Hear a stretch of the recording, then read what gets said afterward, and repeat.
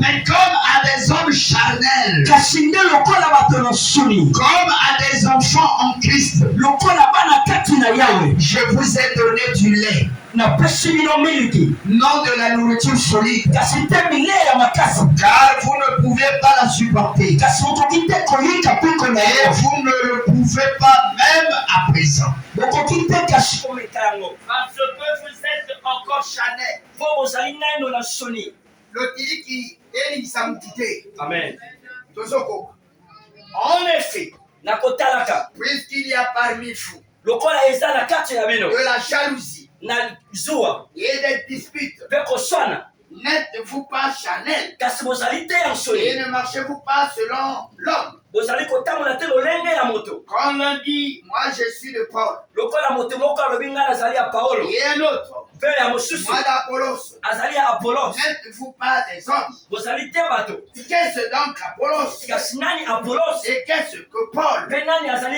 Des serviteurs par le moyen desquels vous avez cru selon que le Seigneur l'a donné à chacun. J'ai planté, Apollos a arrosé, mais Dieu a fait croître, en sorte que ce n'est pas celui qui plante qui est quelque chose, ni celui qui arrose, mais Dieu qui fait croître. Celui qui plante et celui qui arrose sont égaux, et chacun recevra sa propre récompense selon son propre travail. Je vais aller à 16.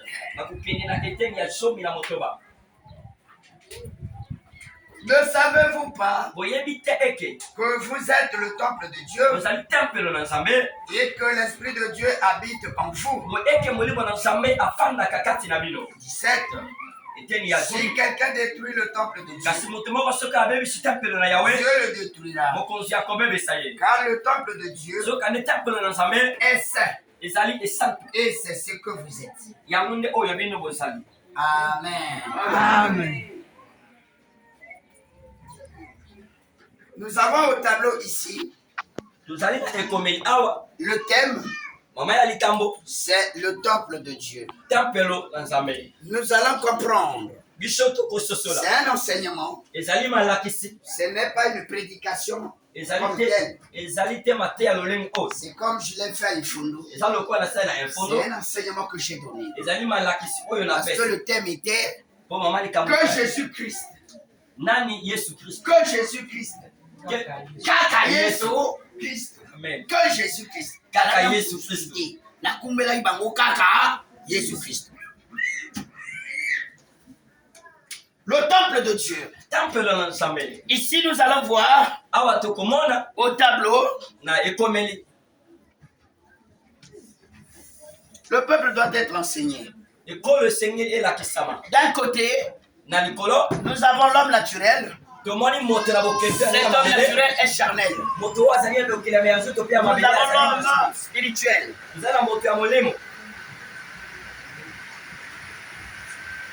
Que ça soit l'homme charnel, que ça soit l'homme spirituel, tous, on est la créature. Amen. Amen. Ici, l'apôtre Paul s'adresse au peuple de Corinthe. Il dit, moi je vous parle maintenant là. Je parle à vous. Pas comme les hommes spirituels, comme les hommes charnels. Je ne vous ai pas donné la nourriture solide. Je vous ai donné le lait. Parce que si je vous donne la nourriture solide, vous ne pouvez pas la supporter. J'ai béni ce passage ce matin quand je le méditais. Cette personne se retrouve dans l'église. L'homme charnel et l'homme spirituel. Nous allons découvrir cela.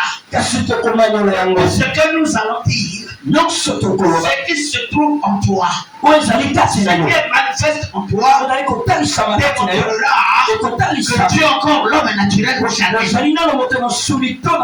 Parce que quand on est un homme spirituel, on est conduit par l'esprit. Et l'esprit du Seigneur, le Saint-Esprit de Dieu, devient comme le guide. Il nous guide. Il nous dirige. Il nous demande d'être attentifs. L'homme charnel répond selon les désirs de la chair. Chaque fois que les désirs de la chair se manifestent, il répond à ses besoins. J'entends de quelqu'un dire la même chose. Parce que ici, l'apôtre Paul, il parle. Il dit, je parle à vous. Comme les enfants de Dieu. C'est pour cela ce matin aussi, je parle à quelqu'un comme un enfant de Dieu. En s'approchant de Dieu, en toi,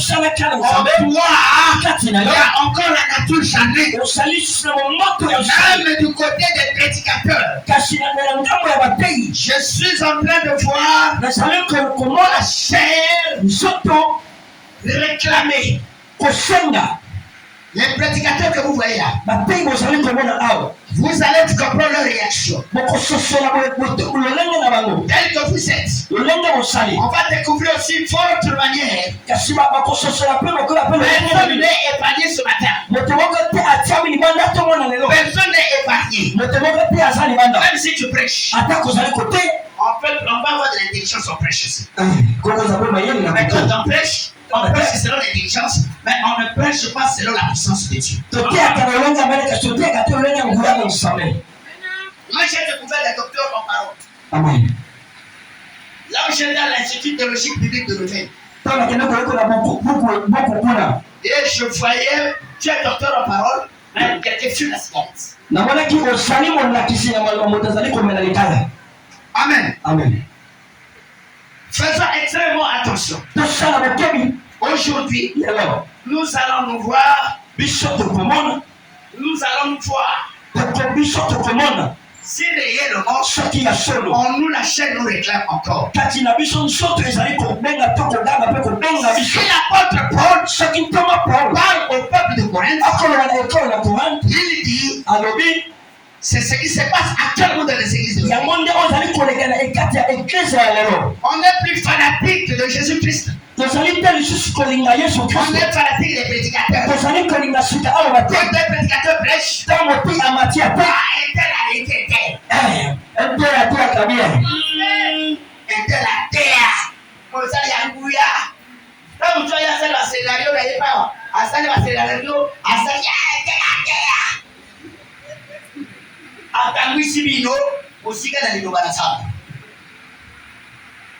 Amen. Amen.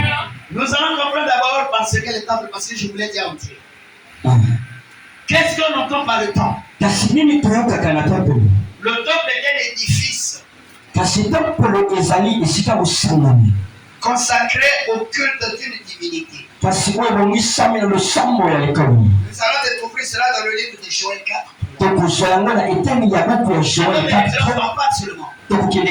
Joël 4.3. Esdras 5.14. Acte 19.27. Mais le temple, c'est quoi? Nous avons dit que c'est un édifice consacré au culte d'une divinité. Le temple est synonyme de tabernacle. Le temple est synonyme de tabernacle. Or, le tabernacle, nous allons le découvrir dans le livre de 1 Samuel, chapitre 1, du verset 9. Dans ce livre de 2 Samuel, chapitre 22, du verset 7. Amen. Mais, ce thème, c'est lequel? Tabernacle. s'applique le plus souvent à l'un des temples élevés successivement à Jérusalem pour le culte de l'Éternel. Nous avons eu plusieurs temples. Avant que nous parlons du concept de temple, nous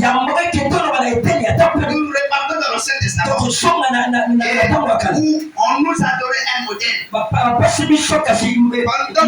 Moïse est sur la montagne de Mont Sinaï. Il est sur la montagne de Mont Sinaï. Dieu lui donne la maquette de la construction du tabernacle.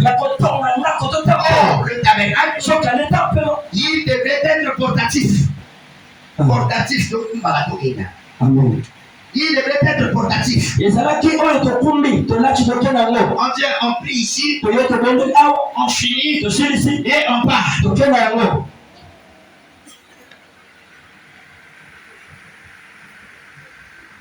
Nous avons le temple de Salomon. Et David, qui ne pouvait pas construire le temple. Parce que ses mains étant sales, il y avait du sang sur ses mains. Donc il a fallu que Salomon construise le temple. Et David proposa de remplacer le tabernacle portatif. David va proposer à qui?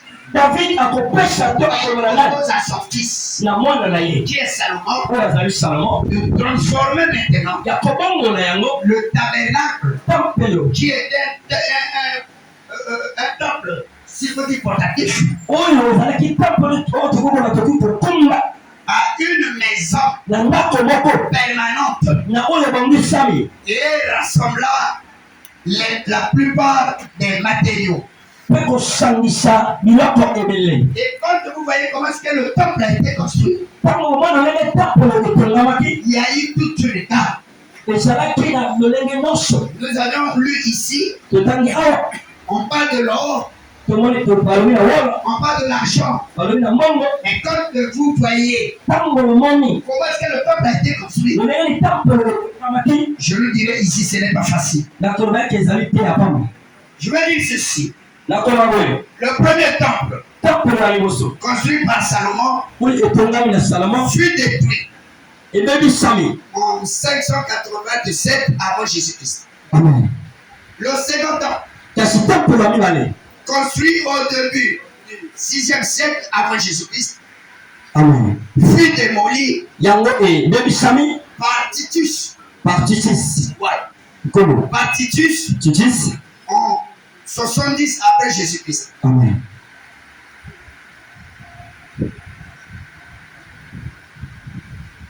Alors ici, nous avons vu le temple comme cet édifice où les gens doivent se rassembler pour louer, pour adorer, pour s'adresser des prières à un être supérieur. Et je veux dire, le temple qui est synonyme de tabernacle,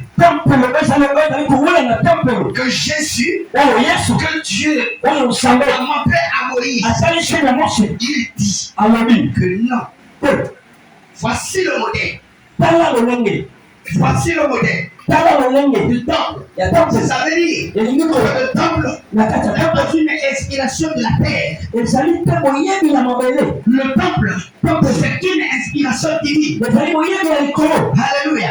Nous irons dans les dimensions. Nous n'allons pas rester tel que nous nous sommes retrouvés. Nous allons découvrir le temple réel. Si l'homme est le temple de Dieu, le temple où Dieu habite, nous verrons l'image. Nous verrons l'image de Dieu qui dit, faisons l'homme à notre image et selon notre ressemblance. Alléluia. Nous y arrivons. Ce temple-là, il va être détruit. Amen. Ce temple n'est que le reflet. Or, le véritable temple, c'est celui qui reflète de Jésus-Christ. Quand il dit, détruisez ce temple, je le reconstruirai en 3 jours. Et c'est là où les gens se disaient, le temple que nous avons construit beaucoup d'années, ce jeune-là, ce jeune voyou, on dit qu'en 3 jours, on va le reconstruire. Mais le monde n'avait pas compris. C'est là où Jésus dit, Jésus dit, que Dieu n'habite pas dans des maisons construites par les mains des hommes. Amen. Mais quand Jésus dit, détruisez ce temple, détruisez cette maison, détruisez cette habitation, vous vous retrouvez là pour prier, moi je vais le reconstruire. Jésus le fait allusion à quoi? Il fait allusion à la résurrection. Il fait allusion à la résurrection.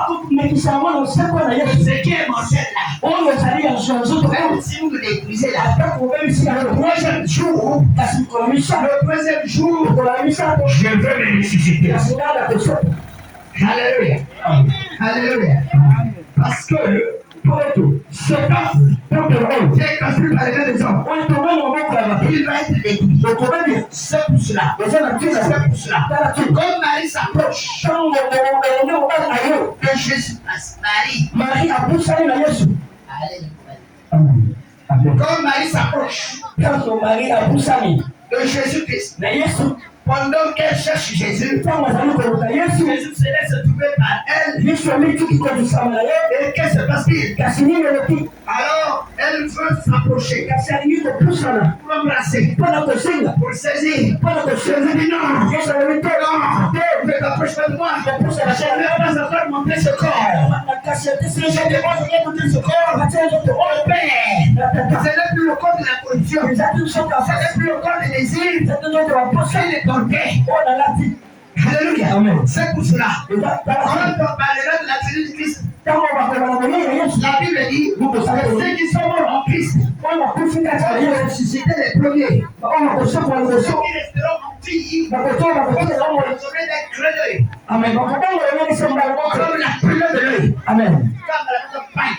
Célèbre avec ce corps. Célèbre avec ce corps. C'est là où l'apôtre Paul dit, je vous parle pas comme